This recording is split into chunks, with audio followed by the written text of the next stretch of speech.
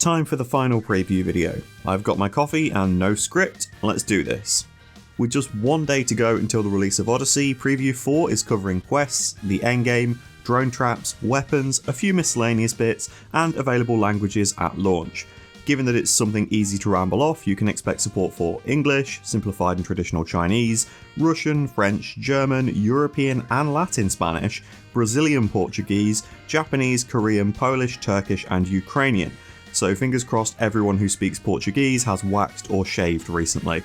Screw going in order to cover the rest of this. I've said throughout the series that I was really excited about weapons and we're going to dive into that straight away. We can see from the screenshot that unique weapons are coming in with a randomised name, some traits, a bit of visual flair and even special abilities. The entire section reads like it was written by me, accented with the jade inlay that looks sick. We can also see that underbarrel attachments are a potential for these weapons too, with grenades, smoke or EMP listed as a potential option. It's explained that these weapons will be obtained via quests, by raiding orbital stashes, digging through ruins, and there is another, yet unmentioned, secret method. Maybe a consumable item that will let you pick which gun you would like to make unique, or a long forgotten workbench that you can find in the world that has enough parts left to allow you to upgrade a colonist's currently equipped weapon. This is something you can probably tell I'm quite hyped for, as I'm so down for a bit of RNG in the base game weaponry. Given that we spoke about some of the potential acquisition methods for these unique weapons, let's talk quests. I'm sure as many people expected, quests are going to take you all over the planet now, as well as into orbit. So I'm curious if the hidden maximum spawn range for some of these quests is going to be gone, given that the assumption will be that you can just shuttle across the planet to engage with them if needed. One of the new quest types mentioned specifically is taking down a group of ancient mercenaries that have recently awoken, with the leader carrying a unique weapon. So depending on how this quest is presented, either the opportunity to snag their gun is the reward, or it's the cherry on top of whatever else you were offered to go and ventilate someone. We're shown that it's now possible to find maps that will uncover quest sites for you to go and visit, with examples being insect-infested settlements or derelict launch sites. These guarded sites will contain a wealth of potential rewards for you to go and snatch up, if you're able to defeat the defenders anyway. We can see the reward crates shown in a few of the screenshots too, with one containing medicine and the other survival meals. Of course, these are the containers that we're able to actually peek inside. There are going to be some ones sealed that have mystery rewards. There will of course be quests for you to undertake in space, which can be accessed by either gravship or shuttle. So it seems that you can interact with a lot of the orbital content without actually needing to go balls deep on building a spaceship. It's really cool to see. We had a pretty big hint about what to expect in terms of these quests with the potential sites that can spawn in orbit from a previous preview, so expect to go digging for leftover riches in asteroid mining sites, sneak or shoot your way through security systems, abandoned space stations, and potentially hunt down a fugitive for a rather handsome bounty. We even get a peek at an absolutely beautiful gravship with the screenshot on the bounty target. Although I question the design of that lower left room, it appears to be lacking a door. Now we'll move over to drones and the new security threats, or options. We've seen some of these on the screenshots prior to this preview going up, most notably the little three-legged hunter drones, because presumably Blizzard would have sent in the lawyers if they named them spider mines. These little dudes will rush towards their target with the intention of giving them a shrapnel-based bukkake, requiring you to take them out from a distance or dive for cover to avoid the explosive payload. You'll be able to research and build your own hunter drones, with two versions being mentioned. You can either place them as a stationary trap, presumably they're buried and waiting to spring into action, or they can be made into a pack and carried around on a colonist, able to be thrown into the middle of combat as and when you need them. If nothing else, hopefully something like this will distract the AI from shooting at your more valuable targets for a moment or two.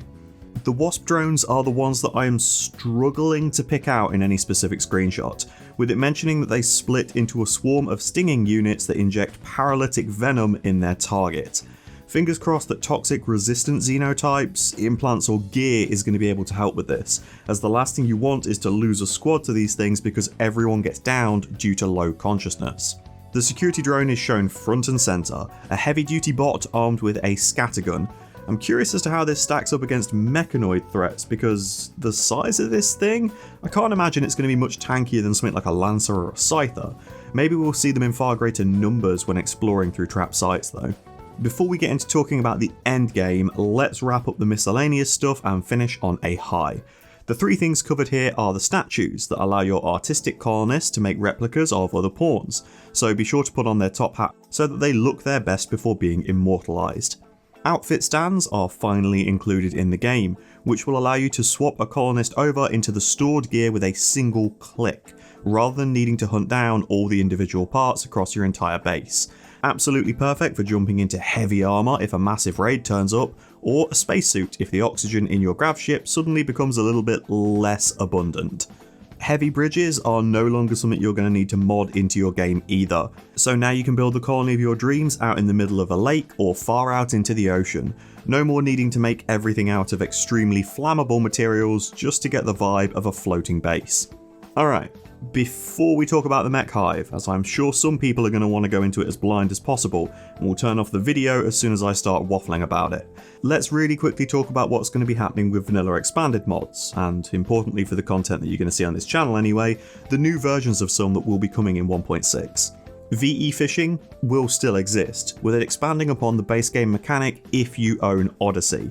If you don't own Odyssey, fishing expanded will continue to work as it does currently. Insectoids 2 is going to make use of the new insect walls, it's going to add more insects into the Sawn gene line, and it's going to rename the Queen to the Princess, so that the Queen that comes in with Odyssey remains unchanged. Animals Expanded has a lot of its species included with Odyssey, but if you don't own the DLC, you still get to play with everything else the mod adds. In the case of duplicate animals across base game and the modded versions are disabled. The Pirates faction will have interactions with Odyssey to make use of space pirates that wear vac-sealed war caskets. Presumably you'll be able to make your own space caskets too. An important one here, if you're using the Ancients or Mechanoid faction mods, these are not going to be updated to 1.6. The Ancients faction is being fully reworked into its own quest mod that will continue to see you hunting down vaults to recover parts that allow you to make your own super soldier factory. The Mechanoid faction is having its content split across two mods, with VFE Mechanoid 2 including an updated take on the Mechanator as well as a lot of additional Mechanoid threats. The automation side of the mod is going to be moved into its own furniture expanded module, Factory. These factories are also being rebalanced, so it's a massive tick from me. I'll be covering these updated versions as and when they release, with a full video explaining them rather than only covering any of the new mechanics or parts that they've added. After all, people new to the channel might not have seen the original video that I uploaded. As well as the classic mods being updated, what can we expect to see made new for Odyssey? For vanilla races, we're getting an overhaul to the Starjack xenotype that's included. Haven't even got to play with them yet. Vanilla Landmarks Expanded will give you even more places to explore in your nomadic runs, as well as additional mutators for tiles. Those bonuses like abundant fish that occur on certain places. As you would expect, Vanilla Expanded Gravship is going to add new parts, pipe networks, locations, roles, gear, and quality of life improvements, as well as something that many people will be happy to hear: Gravship on Gravship combat. Alright, that's the mod PSA done. Let's talk about the Mech Hive endgame and what leads up to it. If you're trying to avoid information about this stuff because you want to go in blind as possible without any information about the story questline, now's the time to dip. Thanks for watching up to this point. Alright, are those guys gone? Cool, let's talk shit about them.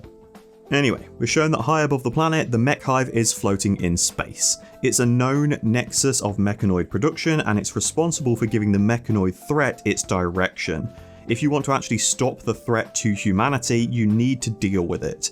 It isn't quite as simple as just flying up to it, knocking on the door and going to town with a Zeus hammer though. To even locate this thing, you're going to need to collect grav core technology that's been scattered around the planet and even in orbit. As well as that, you'll need a piece of gear on your grav ship known as a signal jammer. Otherwise, you're basically playing the end of Mass Effect 2 without any of the loyalty quests complete. As you would expect with a mechanoid threat, they don't concern themselves with heat, air or food, so their base is entirely focused on the production of death. You'll be fighting your way through some of the strongest mechanoid guards that the game can throw at you, whilst also having to consider the threats from turrets, having to break your way through sealed doors, and risking waking even more dormant mechs. Not only that, this place is made for gestation, so reinforcements are essentially a given. What you're looking for here is the Cerebrex core, the AI superbrain that controls the mech hive that's present on your planet. You aren't quite wiping out the entire mechanoid threat across the universe with this quest, after all, but you can certainly make living on your own planet a little bit more palatable. You need to search through the facility to locate and destroy Cerebrex stabilizers to even have a chance of damaging the core, all while enduring through wave after wave of mechanoids, including the new Cyclops variant that uses a beam repeater. If by some minor miracle you manage to make it all the way through, you destroy all of the stabilizers, and you make it back to the core, you are given a choice. Do you take the blue pill and have the mechanoid threat end, eliminating their faction from your game for good, allowing you to continue playing without the risk of them ever attacking you again? Or do you take the red pill, unlocking a mechanoid weapon of untold power to use as your own? And you can see how far that rabbit hole goes. I already know what I'm going to be picking, and yes, for my rundown of the DLC, I would like to complete both endgame scenarios, if I have the time to do so we'll see.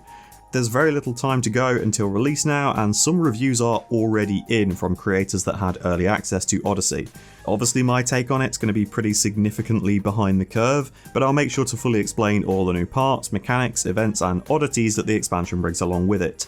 Also tempted with the release of Odyssey to do a buyer's guide for new players, as, let's face it, we're up to about £100 of additional content for the game now, and times are tough. So I guess we see if Odyssey manages to topple Biotech from the top spot for my recommendations. Anyway, thanks for watching. You know the drill by now. Posts on my Patreon are all completely free if you want to keep up to date with what's happening behind the scenes or see a planned list of mod coverage. Vanilla Expanded apparel and armor will be out very soon. I'm doing my best to bridge the gap somewhat between releasing videos, so there's not this massive content drought while I'm making the Odyssey rundown. Until next time, enjoy the rest of your morning, afternoon or evening. Take care.